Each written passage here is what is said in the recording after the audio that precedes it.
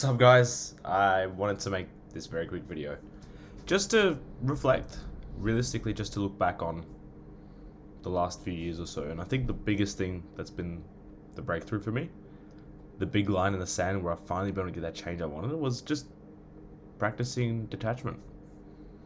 Seriously, it was just from practicing detachment and living in the now.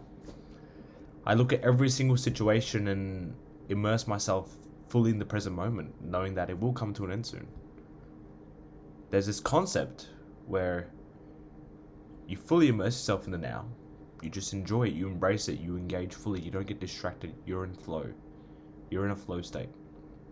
And then it comes to an end. It just comes to an end.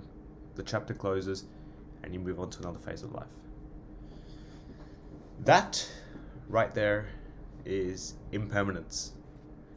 That's what I like to call it. It's a Buddhist term, anicca. Impermanence, anicca, they're the same thing. That's one of the things that you're not warned about, especially when you're young. You think everything's going to last forever. You think everything goes on and on and on. Even when people tell you it doesn't go on forever, you don't internalize it. Because when you're a kid, you're living in a trial mode. You're not even experiencing the real world. And me at 20, I've still got so much to learn about the world. I don't know shit about the world. I'm just trying to explain what I do know. And it might not even be accurate. There might have to be ramifications or challenges done to my perspective and paradigm. So as I look back and reflect on those last few years, I think that's been the biggest thing. It's just like impermanence and living in the now. And when you know that the concept of impermanence exists, how can you get attached to anything? Can you inherently get attached to anything? Probably not. You probably can't. Because in the back of your mind, there's always a thought that, oh, it's impermanence, anicca. It's going to end soon. So as much as I'll enjoy it now, I know it's going to come to an end, so I shouldn't get attached.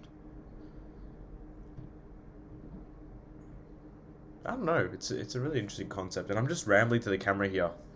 Not for any particular review or to upload this, but just for myself to look back on.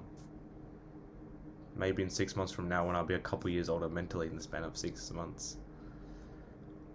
But when you have that thought process, you inherently just can't get hooked to anything. Nothing's like a drug to you.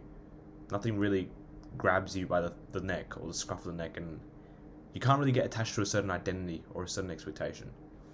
You see, I see a lot of people who go around in society, when they get asked who they are, they immediately name their profession, they name their hobbies, they name what they do. And that's like attachment to the identity. It's very hard to let go of.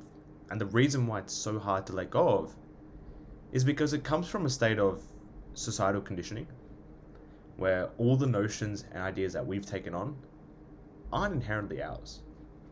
They've all come externally. They've all come from an external source, either like a book, someone's word, like a parent's word, a relative's word, etc., a teacher's word. We haven't really thought about it internally, and the funny part is that it's like a waterfall. The knowledge you got it from, be it like a parent, teacher, etc., they got it from someone else. They got it from someone else up, and in a sense, it's like it just trickles down and passes down, and it almost like dilutes. That's the thing. The funny part is with history, we probably maybe only know about like 5% of what's actually true. The other 95% has been diluted through messengers. So this whole concept about anicca might not even be accurate, because it's been diluted so much.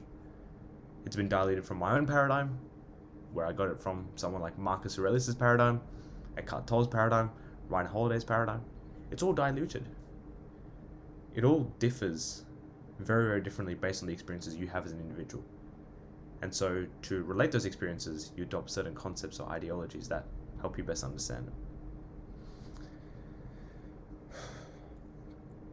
I don't know. I feel like the biggest jump in my development was philosophy and learning like the ideologies of the world. You realize that nothing inherently actually exists. We're not going to exist in 60 years from now, 70 years from now. No one else is going to exist. This MacBook won't exist. This water bottle might exist, but eventually it's going to go away. Everything's going to come to an end.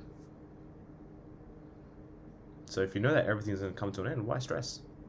Enjoy yourself in the moment. Live in the now. Your mind always takes you to like a psychological past or a psychological future that's been made up in your mind. And you're not your mind. You're completely separate. Just want to put that out there, and I want you guys to remember that. I'm going to look back on this, maybe when I'm 21, in 6 months and 5 days from now, and realize how fucking batshit crazy I was, okay? Aside from that, thank you for listening in. That's one of the talks I'm just going to leave today. And we'll be in touch soon.